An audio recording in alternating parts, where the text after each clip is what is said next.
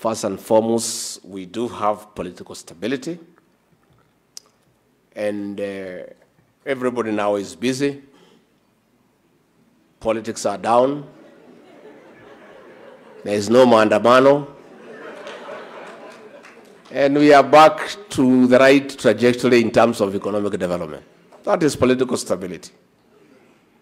Again, in Kenya now, there is political tolerance. Everybody is allowed to say what you want, criticize the president, abuse him if you must, criticize the deputy president,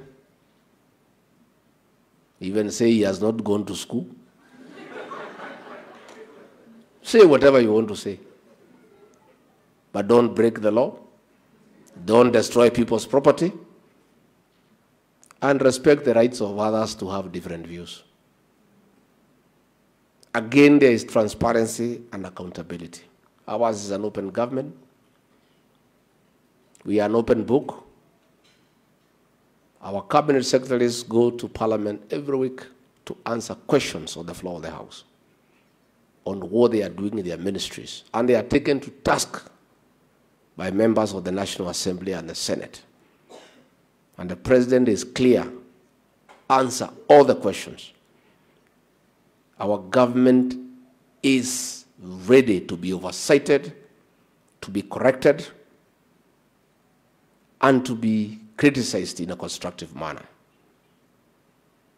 In fact, the National Assembly is processing a recommendation by the president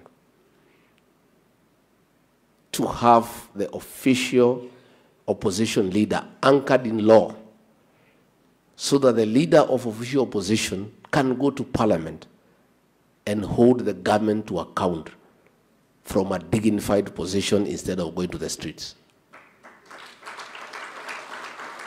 Give him vehicles, give him researchers, and enable that office, because oversight is good for any government. We don't want a dictatorship. We want to be held to account. Again, Kenya is today a country of the rule of law and constitutionalism. Our courts have stopped our programs and we have obeyed the law. They threw out the housing fund, we accepted, and whatever they said, we went to Parliament and corrected. The issues of extrajudicial killings that were there before we came to office are a thing of the past.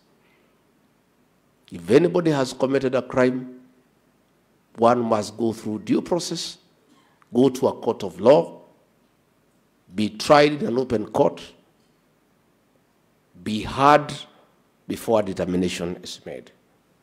Kenya today is a democratic, free country, and any Kenyan has a right to say and do what you want, provided you don't break the law.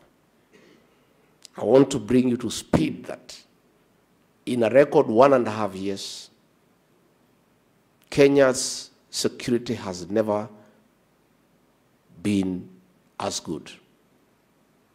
For the last 1.5 years, not a single act of terrorism that has been committed in Kenya, because of prudent intelligence collection,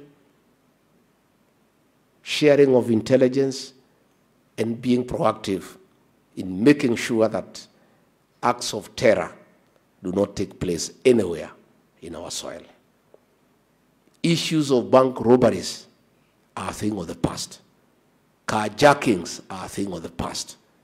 Muggings are things of the past.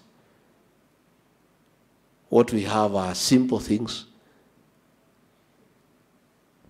of men fighting women, which is an odd thing, and we cannot do anything about it. A few domestic quarrels here and there, a few petty thieves, some people borrowing money and refusing to pay, others conning others. Even some of you have been conned. You send money home, somebody says they are building a house for you. They take the photograph of the neighbor's house and they say it is yours. Those are normal petty crimes that are taking place in Kenya. They are called misdemeanors. But in terms of felonies, we have a very able Interior Cabinet Secretary, Professor Kithure Kindiki. The issues of banditry in North Rift have been contained to a large extent. The insecurity in Lamu has been addressed. Insecurity in Laikipia has been addressed.